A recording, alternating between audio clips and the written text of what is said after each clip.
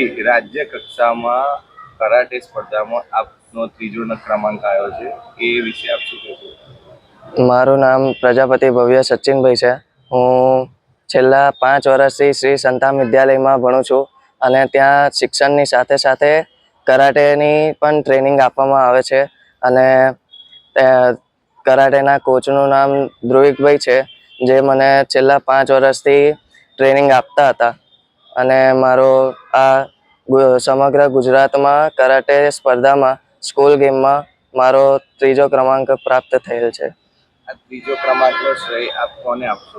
એ મારા કોચ ધ્રુવિક સરને, કે જેમણે મારી પાછળ આટલી મહેનત કરી. અને આ પ્રેરણા આપને ક્યાંથી મળી?